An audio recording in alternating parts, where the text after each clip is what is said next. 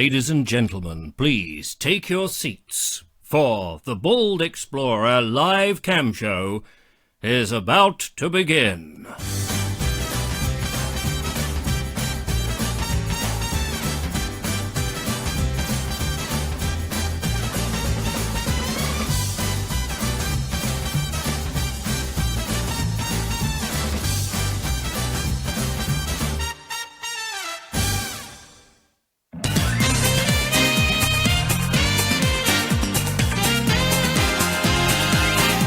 Hello, ladies and gentlemen.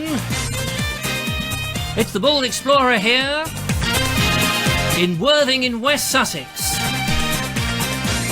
And it's lovely to see you live on the Facebook channel. Yes, hello, welcome. It's another live broadcast, but tonight it's just me going solo. I do apologise for that, with all the music and whizzy graphics and all of this sort of stuff that you've come to love and expect? Learn to expect. Yeah, there we go, that'll do. I don't care. Anyway, the main thing is everything seems to be live. Tonight we're going to specialise in some questions and answers, so I want you guys to have all your questions ready so that I can answer them. So whatever it might be about, you know, how I do stuff, or how I lost my eye, or personal questions, technical questions, places, all that sort of stuff. So make sure you do all that. I'm going to be checking out the chat room to make sure you're actually all there, and there do seem to be plenty of people there. People saying hello. Hello Chris, hello Neil, hello Steve, hello Ed, hello Erica, hello Anne, hello Lindsay, hello David, hello Newport. It's so marvellous that you could join me, and we're going to have some fun. Hopefully tonight, just me and me lonesome onesome. So, ladies and gentlemen, let me first of all tell you what have we got this week coming up on the old Vobes One-Eyed Kenobi.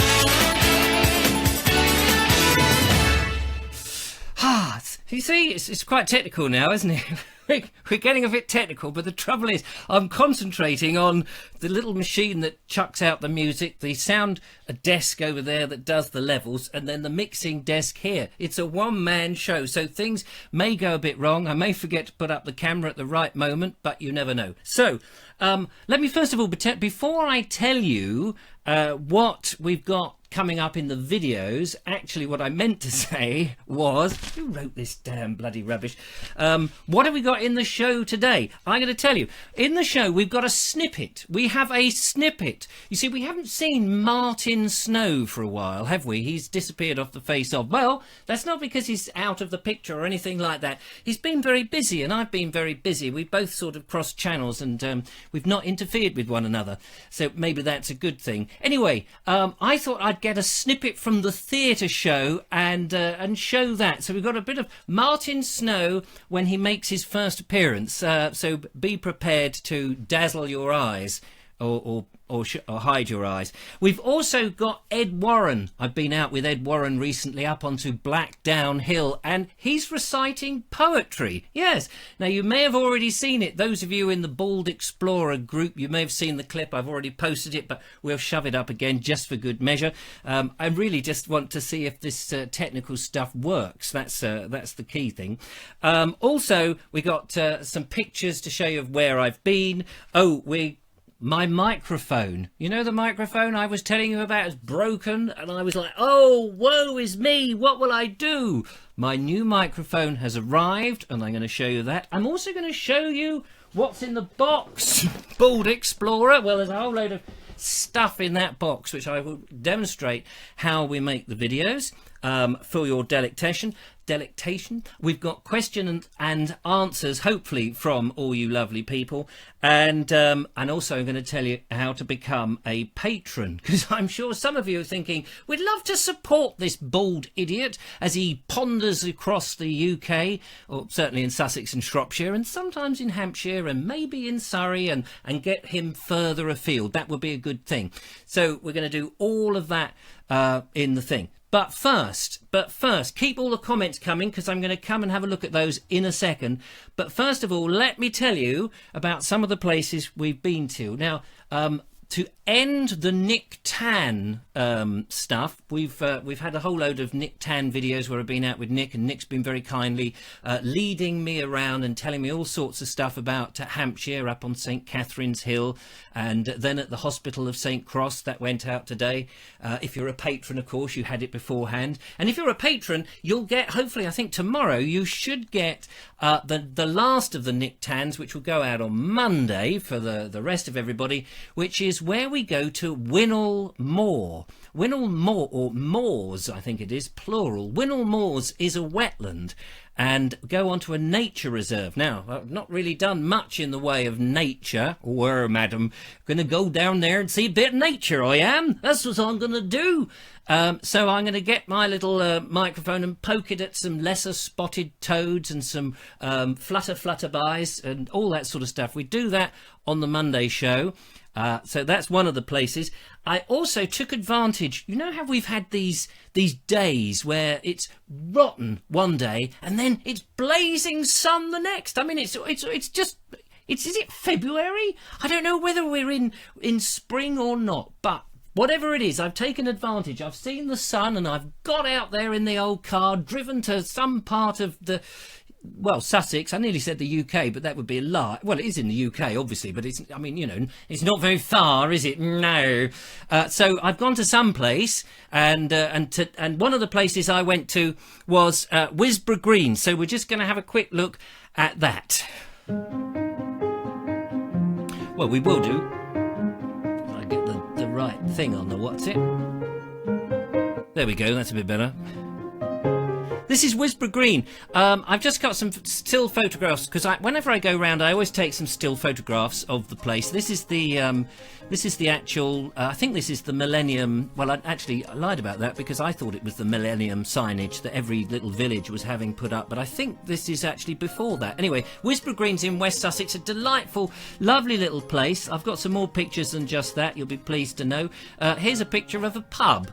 Yeah, the Cricketer's Arms, a very nice pub. Look at that beautiful tiled building. It's very delicious. I'd like to have gone in there and had a pint. Apparently, I was told that the landowner, not the landowner, the publican, he does a lot for the village. So it'd be nice to get in touch with him and say, hey, maybe you could take me round and tell me a bit more. Here's some pictures, some of the old houses here. Look at that, beautiful Horsham stone, that is, with a bit of weatherboarding on the front, which is very nice. Very, very, very sort of classic Sussex, really. And of course, you can't go to a village without visiting church. This is the lovely church. Look at that steeple. I think that's a shingle tiles on the steeple. Horsham stone slabs there on the roof. Beautiful sandstone, a clock, and some lovely little lancet windows right at the top. Very, very, very pleasant. I have to say, it's one of my favourite churches because it's on a bit of a hill. Here's the old workhouse, or part of it anyway, and that's it would have been a slightly grim place to have gone if you were poor, the workhouse, but it looks very nice now. And that's one of the problems when you go to a village, of course, and you look round and you see these names like workhouse and you think, oh, doesn't that look nice? I'd like to have been there at the time working in a place like that. I don't think actually you would have done, really, but here's another little house here to have a look at, and here's some catkins growing. Now, I don't know what tree that was. It was near a pond. They had some, what did they have? Those weeping willow jobs. Oh, yeah, that's it, weeping willows. Here's the pond, the little duck pond, looking very nice. And there were ducks, but when I went to take the pictures, they dived inside. Perhaps they dived inside that duck house. Maybe it was my bald head they weren't so sure about. The second pub is the Three Crowns, and I've only got one, but I don't wear it. And that's, again, is a very nice pub, but very similar design to the other one. They've got the old Sussex tiles on the front. They're hanging tiles, which is lovely. So so there we go. A quick trip round Wisborough Green. So that's one of the videos. Also, if you were a patron, you would have seen a little video, a short little sort of behind-the-scenes video I did when I was walking along the disused Way and Arun Canal near Billingshurst at a place called Newbridge. And funny enough, I did that video and I shot a video which will be coming up next week. And then I drove back. Was it yesterday? Yeah, it was yesterday when I went to Blackdown. After all that rain that we had, I went very past the same place, and the disused canal was completely flooded. Absolutely flooded. Terrible. And then we went to Blackdown Hill. There's some pictures of that in the Bald Explorer Facebook group page. I haven't got any pictures here to show you, I'm afraid. So don't let that worry you. Anyway, so they are the videos that are coming up next week. Let's have a look and see if you're making any comments in the what you call it, the talk thing, because today is about you contacting me and asking questions. So let's have a look. We've got Dan Evans here. He says, hi Richard, Martin hasn't been around for a while, is he okay? Yes, he is okay, and funny enough, he's actually invited me to a pancake party tomorrow evening. So if you know where he lives and you want some free pancakes, get yourself over there at about 7 o'clock. He won't like me saying that, of course. No, Martin's fine. I'm sure we'll be out doing some more. We've just not sort of, we've been like ships passing in the night. I've been going up to Shrewsbury. I've had my sister down. I've been dealing with the probate for my dad. My mum's in hospital at the moment. She was not very well, and we've got to try and sort out some extra accommodation for her that's got care assistance and stuff. So I've kind of just been diving out in the mornings, coming back, editing, diving out, doing other things. So it's been a little bit hectic. So I'm sure when it's a bit warmer and the sun is up early, because I know Martin is a very early riser. He gets up about 10 o'clock, so we need to wait. We need to wait for that sort of time. What have we got down here? Stephen Tyser says that Blackdown Hill, highest point in West Sussex. He's right. It is. It is the highest point, actually. It's 917 feet. That's how high it is, and there was a plane crash there in 1967. Talk about that in the video, and there is some comments about it in the Bald Explorer Facebook group page, because we mentioned that. What is the tree on the cover of your book? Which book are you talking? Oh, here, this book. This book, can you see? Oh, here. I think that's it's not a Scots pine. I don't know what that is. That a spruce? Maybe it says. Hang on, I'm looking.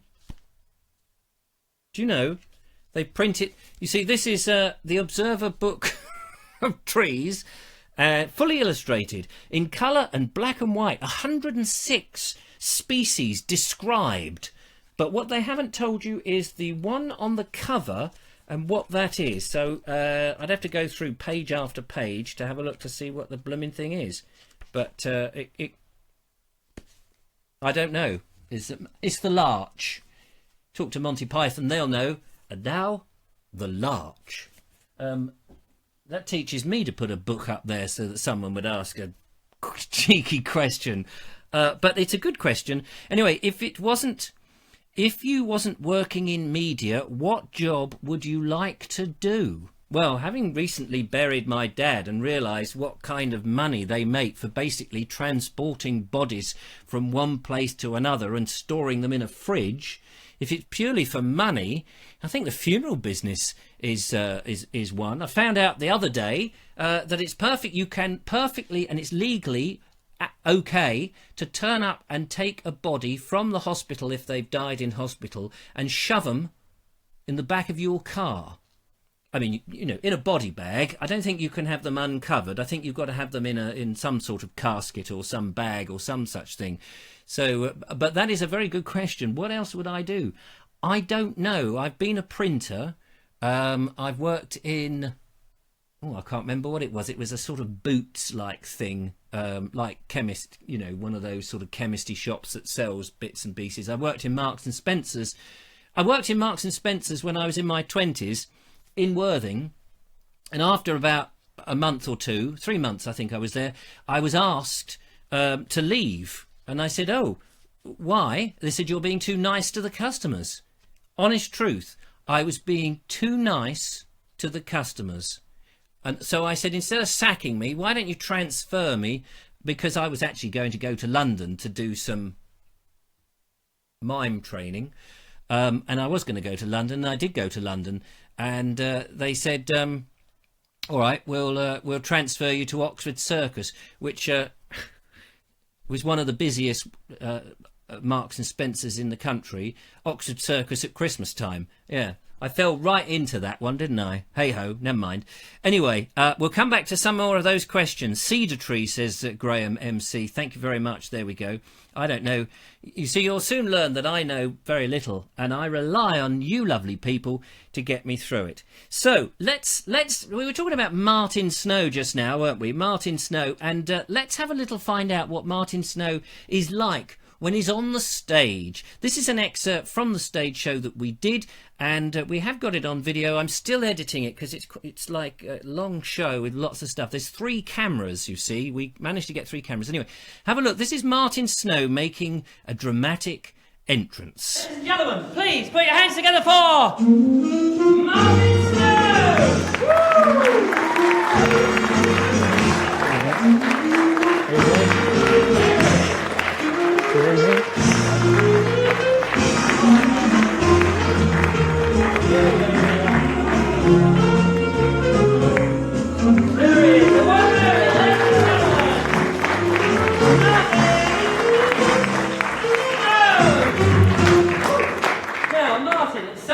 You, because obviously everybody immediately recognises you as soon as you make an appearance, because you have...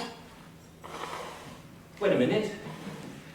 Normally, you have a distinct... There's something about... Hang on, I can't quite get this. There's something very, very distinct about Martin Snow. You can't be Martin Snow. You've got to be an imposter. Take your coat off, Martin. Is that right? Are you Martin Snow? I am indeed.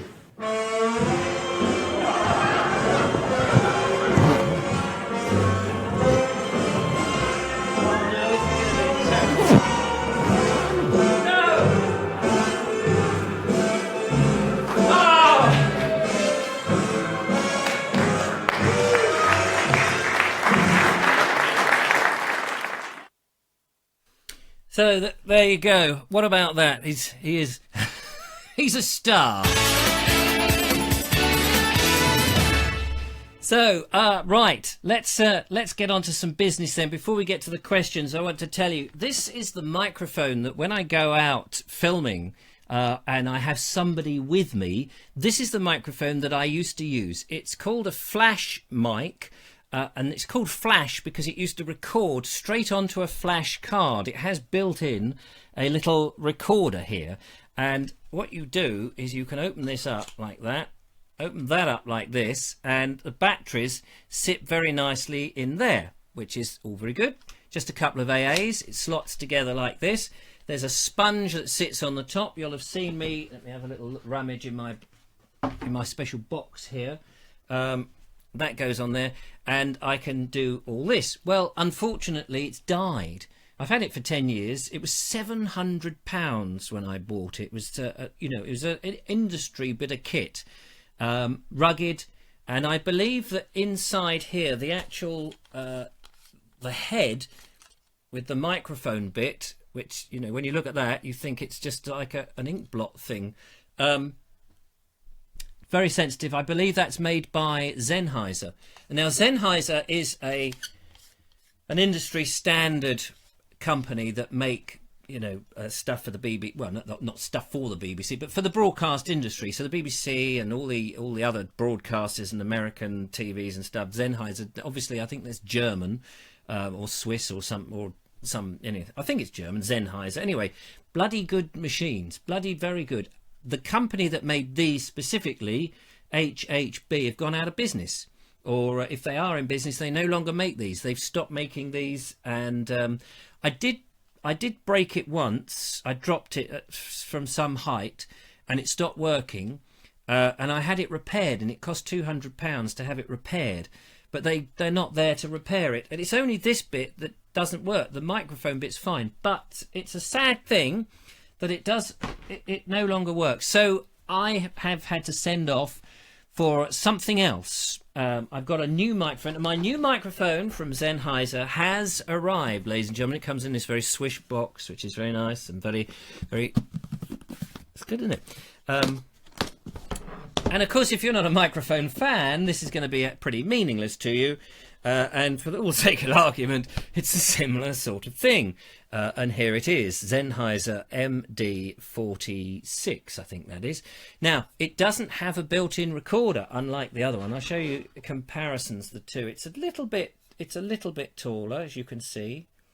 Effectively, it's the same head, might be slightly better now, with your normal XLR plug that would plug in. So what I will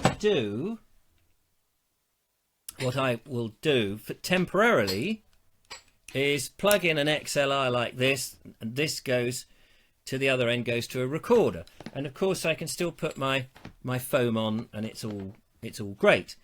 So that's okay. However, on order, ladies and gentlemen, on order, I have a small recorder that has an XLR fixings on it, and it plugs into the bottom. It's about that big, tiny little thing, sits on there so that it records straight onto a SD card. And again, I have no wire, so I can go wherever I like, which is fantastic. This costs £229, ladies and gentlemen. Now, if you're a patron and you're supporting me with your patronage, that's really where your money goes. I save it up. I don't just, it doesn't buy me champagne and caviar like there was any chance it would do that.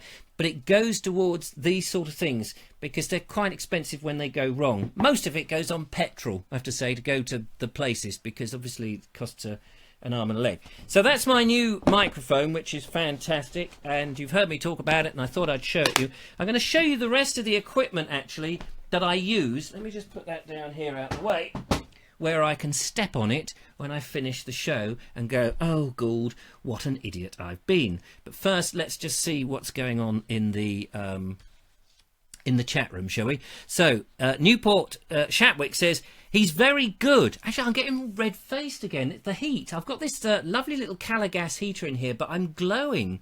It happens every time. Will he get to see one of his circus skills one day juggling?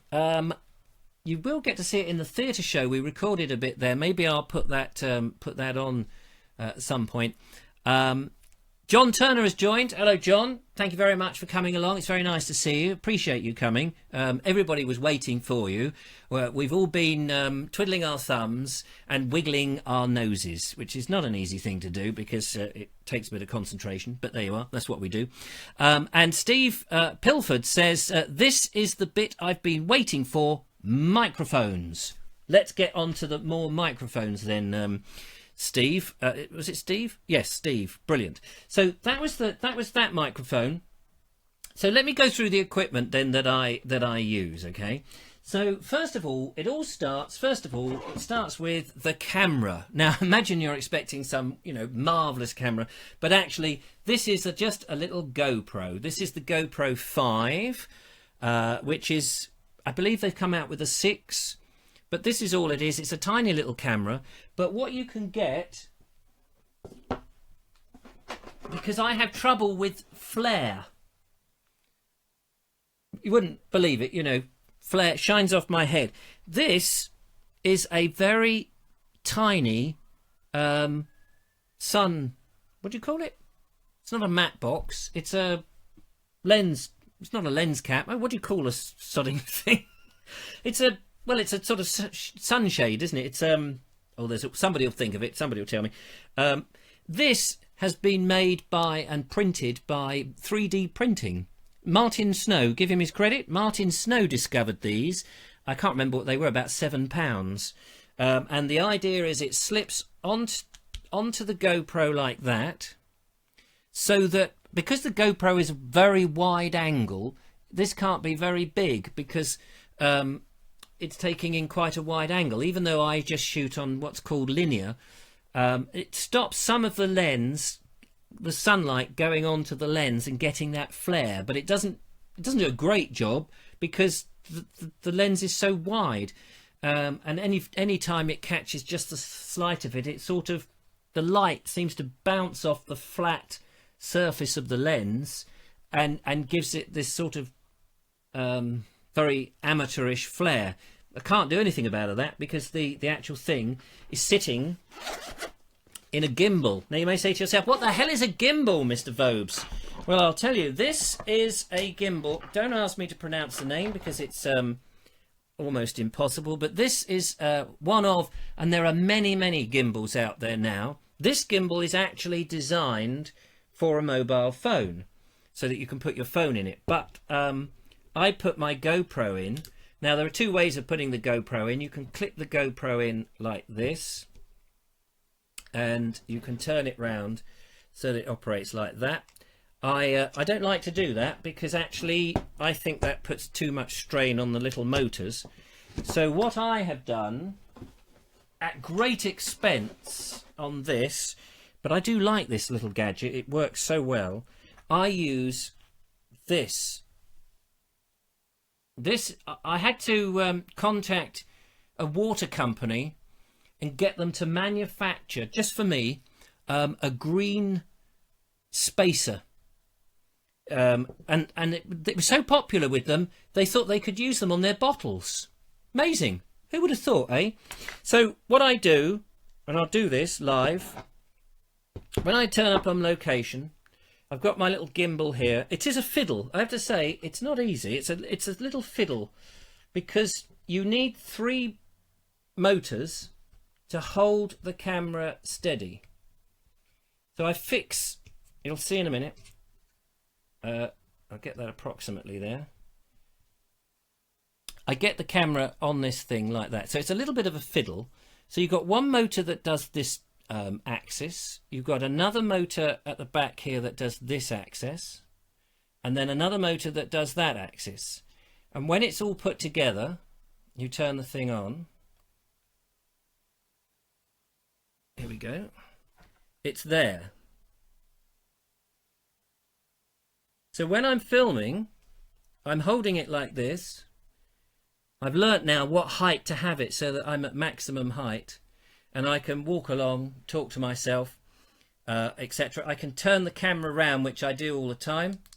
With 3 clicks, it turns, and then I get the POV shots that we normally see. And then when I want to come back, another 3 back to me. There's a button here if I want to tilt up and to tilt down. So if I want to go up, it can go up like that. If I want to go down, it goes down. If I want to turn it round, I just twist the handle and the motor adjusts itself, because I'm constantly looking into the lens. I'm actually looking to see if the camera is pointing at me and hasn't drifted away somewhere else. So that's the gimbal. Now let's just turn that off for a second. If I'm with somebody, I just have this and I have the microphone. So I'm capturing the picture here, I'm capturing the audio there. In the edit, I've got to sync the 2 up so that I have lip sync. So what I do is I hold the 2 like this for a split second. I've got this running, pointing at me, and I slap myself on the head, and you get that clack. I get a visual thing, and I also get the audio. So in the edit, I can put the 2 together and sync them up. So that's very easy. However, when I'm on my own, I don't want the microphone. I want to be able to have my hand free and point and open gates and all that sort of stuff. So then I need a different recorder. So you might say, what do I use? Well, I have a very old Zoom H4, which is a recorder. It's the first incarnation of it. There's better incarnations. Still works. I record my Naked Englishman podcast on this one, and SD card goes in the bottom. But I don't use this for the recording because the microphones are too sensitive. Although it's got this plastic, it might even be metal, little cage around it, and then you put that on it. In the wind, it's still too sensitive, because the difference that Sennheiser do with this microphone is inside the cage there's an extra layer of sponge. So you've got sponge, you've got the case, the grill, and then you've got the outer sponge, and it works very, very well. You don't get that with the Zoom, plus the fact there is a mic input, but it's a very clunky, this nowhere to, you've got to put it in your pocket and have wires and all that sort of stuff, so I don't do that. I have the next one up, again, very old, early H4, not an H4N, just an H4, and this is same problem with the wind. You can see the microphones on the end there. It looks like a cattle prod, doesn't it, or something. Too sensitive in the wind, even with a fluffy and all that. It needs a sponge and a cage and then another sponge. It needs a basket or something, and it's too big. It's too big. So although this is bigger, this is actually what I now use, and this is quite expensive. It's a Tascam D60, is it? DR60D Mark II. It's a lovely bit of kit. There's one flaw with it, one big flaw. I'll tell you about that in a second. So this is but what I do with this, look, it comes with a 1/4-inch thread, which is great, because on the bottom of my gimbal, this particular one is a socket. Well, not a socket, a hole, a thing, and I can screw this effortlessly on the bottom like that. Then into that I can plug my tie clip microphone, and the lead goes up my jumper up to here with my tie clip microphone, which I didn't bring out actually, but it clicks in there, just a tiny lead, clips on there, so I can have this out here nice and easy. This hand is now free and I can record straight onto that. I've got both units in one hand. I can see the meter, so I can see it's recording. I can adjust the levels. I can switch them both on at the same time. I can get my sync marks and all of that. Very easy, nice and simple. And I can turn them both off, you know, fairly swiftly. The drawback is it takes 4 AAs, rechargeables or whatever you want, but it just runs down so quickly. You're supposed to get about 2 hours off 4 AAs, but to be honest with you, I get about an hour, and they're recharged. They're quite reasonable high, 2700 milliamp things. I don't know what they are, but so I always carry spares. It has phantom power, and it has whatever the power, I never remember, the plug and play or something, the power that you have for those microphones that sit on DSLR cameras. Anyway, I'm sure I'm being very dull for a lot of people, and I apologise for that. So I'll just take that off. So that's what that unit is. That was very expensive, and I've got one very nice subscriber, or patron I should say, rather than subscriber, who, when I was talking about I needed something like this, he gave me £200. You know who you are. He gave me £200 to help me purchase that, and it's been brilliant. So apart from the power aspect, it's been brilliant, and it's given me that freedom to get out and prat about. I mean, stroll about. What am I talking about? So very, very simple equipment. The only other thing that I take, it is fiddly though.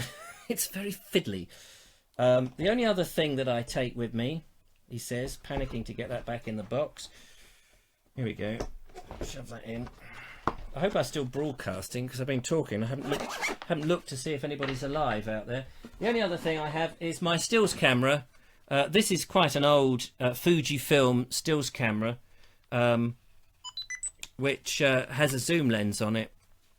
But as you can see there, it's very basic, very simple. I think it was about 250 quid, which I bought about 7 years ago, something like that. Fuji pick, something fine pick. It's not brilliant by any means, but it's good enough for the few seconds the pictures are on the screen within the video. I would love to get a much better camera, but they are hundreds of pounds, and this is okay at the moment. So you know, I'm saving up to get a better camera, So that's really much of the gear. Let's see what you guys are saying and doing, and if you're still alive, then that's fantastic. So let's see. Paul Watts says this is perfect for holding the GoPro in the gimbal. Oh yes, he's Paul's got one of these, haven't you, Paul? I forgot that you got one, and you sent me a video once when your first thing when you were in Ely, was it Ely, up in Cambridgeshire, if I remember rightly. Very clever, heavy, handy moulding. I've had that for 7-8 months. Seems quite robust. I can imagine after a year, when the guarantee runs out, I probably need another one. It was two. This is the gimbal thing, because I use it 4 times a week. I'm out there. I'm using it constantly, so I imagine those motors will get a good hammering. Adrian Brown says, I'm watching here from Shrewsbury. Hello, or Shrewsbury, as some people like to say. And, you know, the argument is there. You can punch me in the face for saying Shrewsbury, but that's how Harriet says it, and so I have to appease her. Nigel Sadler says, your still shots always look very impressive. Well, it's just, and it's on auto, because I tell you how I do it. I go and do the film. I go and walk the film first. I walk the wherever it is I'm going, and do all the usual. Oh, look, that's a so and so, and that's a such and such, and isn't that nice? And once I finish the walk, I have to walk back to the car. So when I go back to the car, I've put all the rest of the gear away, usually in my haversack if I've got it with me, or rucksack, or whatever you want to call it.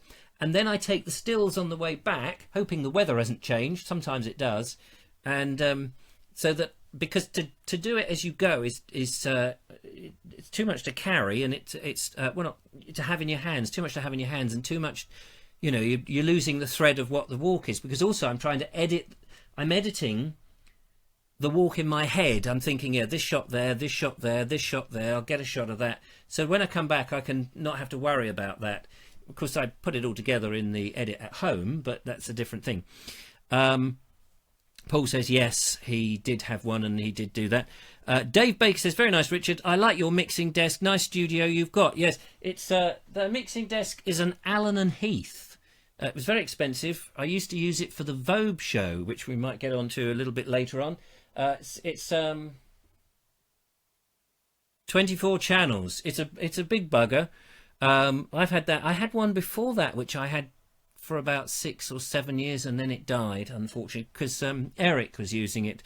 But, I'll tell you about Eric another day. It is a nice desk. Thank you for that.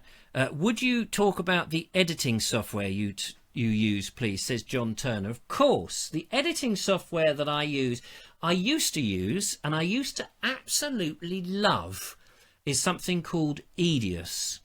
And it was made by, well, at one time it was Canopus or Canopus, depending on how you pronounce it. Then it got bought out, I think, by Green Valley.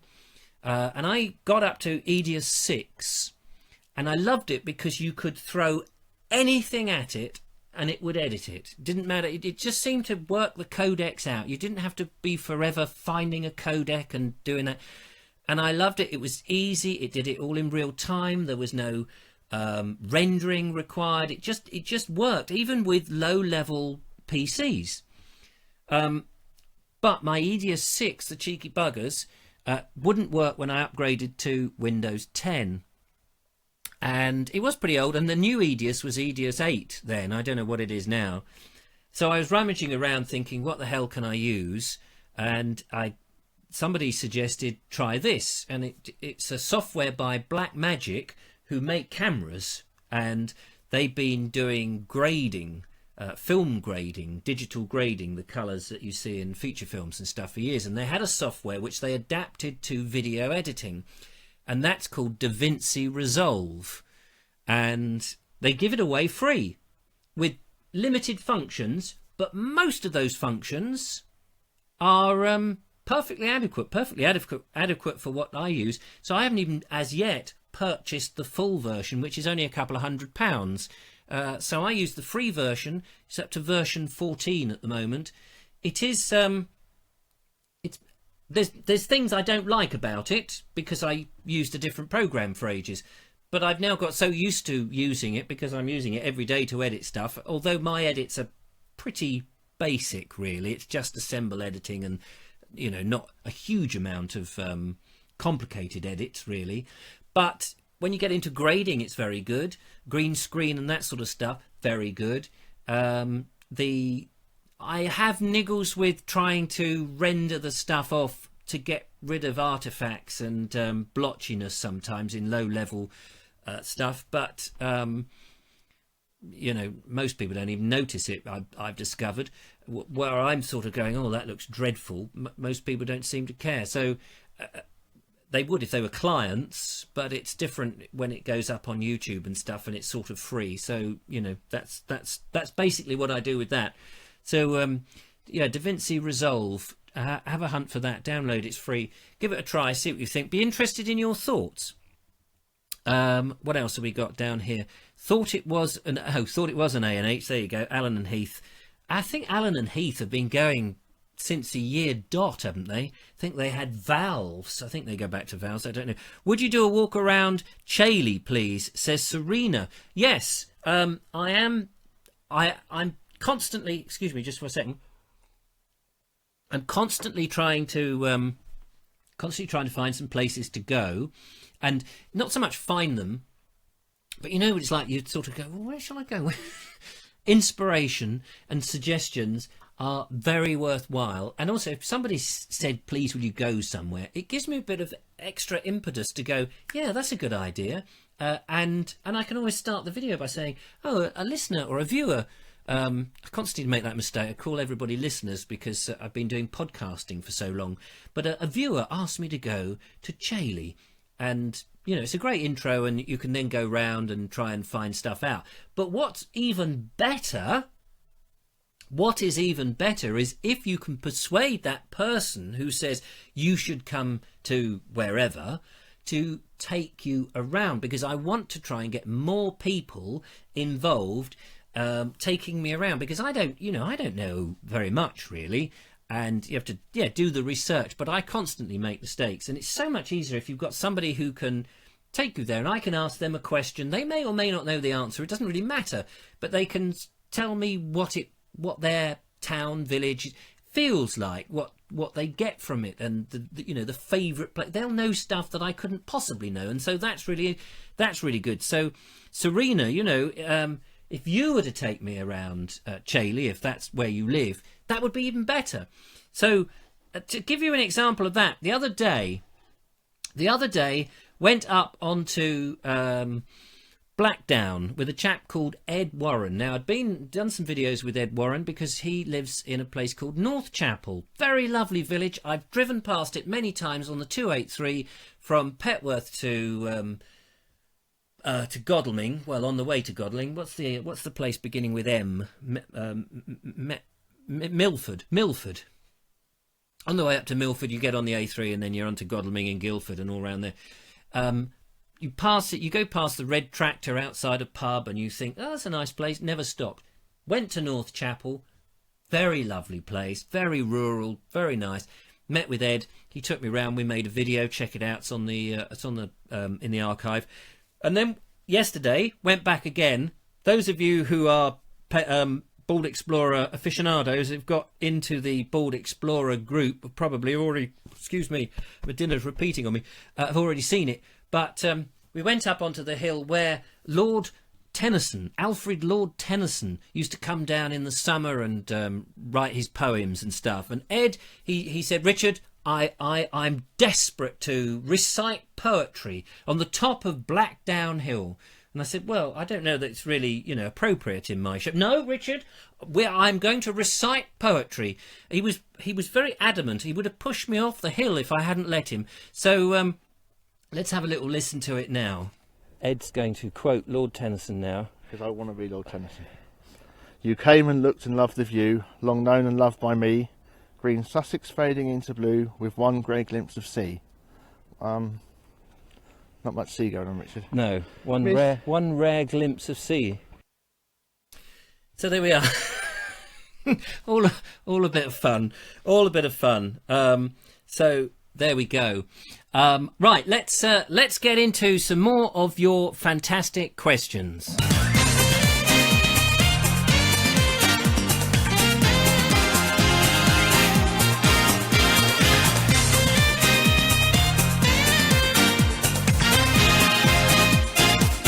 So if you've got any more questions, get them ready.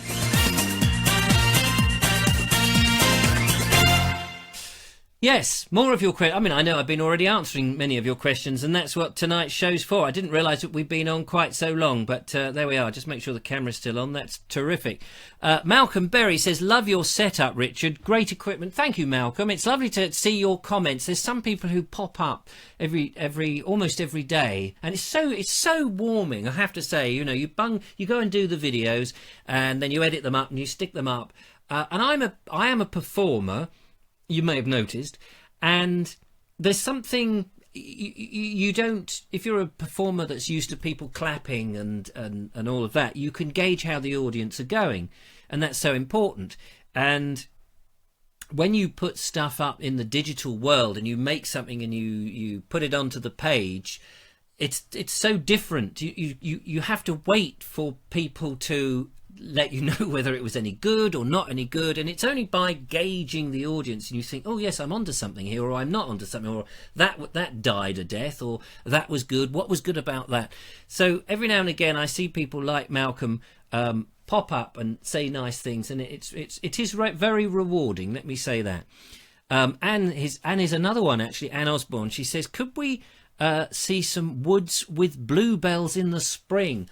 Oh yes, that's very much because I can't do it yet. Anne. I've got to wait for those bluebells to come. However, we've got a treat for you, which will be next week. When I was with Ed Warren doing the poetry, he took me on a mystery walk, and at the end of the mystery walk, he took me into the woods. No, not for anything like that. We went to see a carpet, not of bluebells because they weren't up yet, but of snowdrops, and they were stunning, absolutely stunning. And I do try with the camera to try and capture as much of the stunningness, and also to make you feel that you're doing the journey with me. That's the important thing. I want you to feel that you're coming with me, which is why I give you quite a lot of that POV stuff. So you know, that's that. But yeah, bluebells, they're coming. If I can find, you know. Prompt me. I just need to find I know a couple of places where there are bluebells, and it's nice to have a nice sunny day when you're inside the woods because you don't get a lot of light. Dawn is there. She says, are you going to do some ghost walks? Hello, Dawn. Yes, one of my... Is it here? Here we go. Without knocking all the books over. One of my lovely listeners sent me, viewers sent me this, The Haunted South. And it's got some cracking ghost stories in there, all around, so Sussex and various places. So, yes, some ghost walks. I mustn't knock that over, that's got all the gear in it. Some ghost walks are planned. So if you've got a favourite ghost story with a walk associated to it, the best thing to do is to send me an email. I try to read all the messages. Sometimes it's not all. I might miss one or two. Emails come in, and I never miss the emails, and that's the best way to contact me. Richard@Vobes.com is how to get hold of me. Very easy. It's a long way to Tipperary. It is a long way, Steve. Thanks for that. Maybe a Scottish or more up north walks would be interesting. Well, here's the thing. When I ran the podcast, the Vobes Show podcast, back in from 2005 until about 2015, something like that, for about 10 years, ran the old Vobes Show, which was an audio podcast, and I did 30 minutes every day, sort of me just prattling about, but with some bit like the Bald Explorer, and some beer tasting, food tastings, goodness knows what, and some cam shows and that sort of thing. Anyway, somebody said, hey Richard, why don't you ever come to America? That would be great. So I said to them, all right, if you foot the bill on an aeroplane, I'll come to America. And this American, being, quite a brash American, went, okay, Richard, That's just what we'll do. And about 3 months later, I was on an aeroplane with a friend of mine who was hosting the show at the time. Unfortunately, we're no longer friends, which is a shame. But we went over there for 2 weeks, completely paid for by the listeners. We didn't earn any money out of it, but we podcast every day for those 2 weeks. We put a map up on Google Maps and we plotted where we were. We put up photographs and we did a 30-minute show no matter where we were. It was very hard work, but we travelled. It was a road trip and we went from Chicago down to San Antonio, Texas, which is about 1,000 miles, driving and stopping and staying in the listeners' houses. So although you say maybe a Scottish or more up north would be good, all I can say is I can't fund that myself, and what I'm trying to do is to encourage people to become patrons, and for a price of a coffee a month or a sandwich a month, whatever somebody could spare, it would go into the coffers, and like I said, it buys equipment or pays petrol, and then in due course it would pay for cheap B&Bs. What do they call it? What, Airbnb or something? A cheap Airbnb to get me further afield and make more interesting stuff. Somebody, I can't remember off the top of my head, somebody suggested Southern Ireland, going there, and I said to them, well, if you come with me, we could do it together. And so that may be a possibility. I need to check back through the emails. I get loads of suggestions, and I've only got a tiny little brain. I've made space for it by losing an eye, but it's still a tiny little brain, so I don't always remember everything. Love the jingles. Yes, thank you very much. It's all good. Yeah, well, let's see what else we got.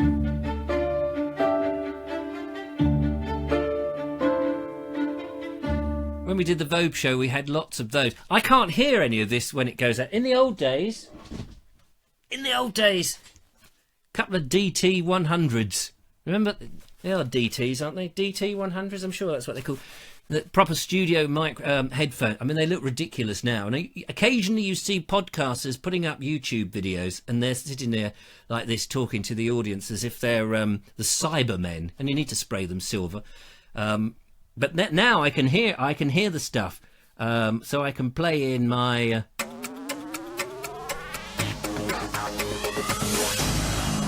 Yes, thank you. Yes, ladies and gentlemen. But I need a little tiny monitor set in the studio. I can hear them coming out the headphones, so I know when I'm playing them. So that's all good. Steve says, hey, ever thought of filming transport up and around Devil's Dyke? We've been to Devil's Dyke and did the Victorian stuff. Transport up and around Devil's Dyke.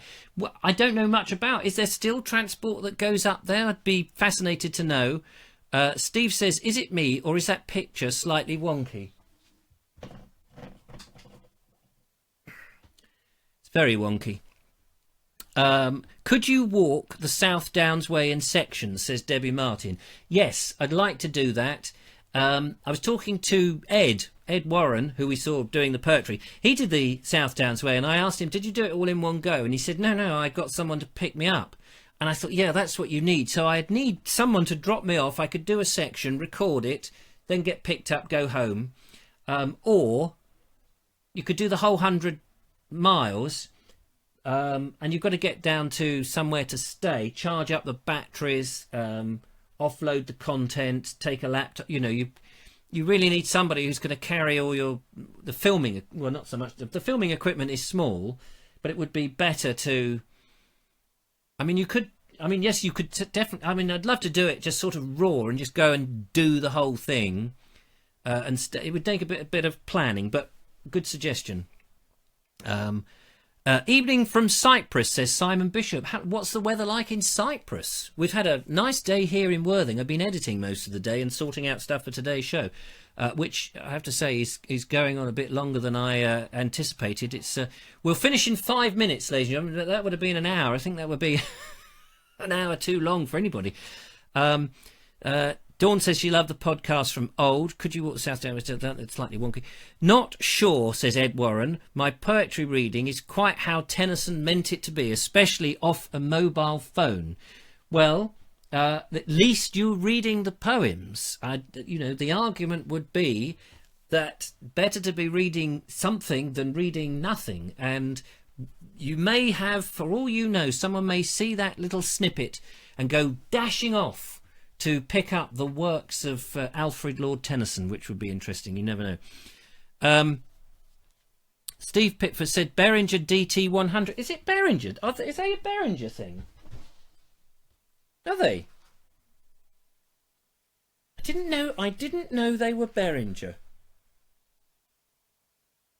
Made in Germany.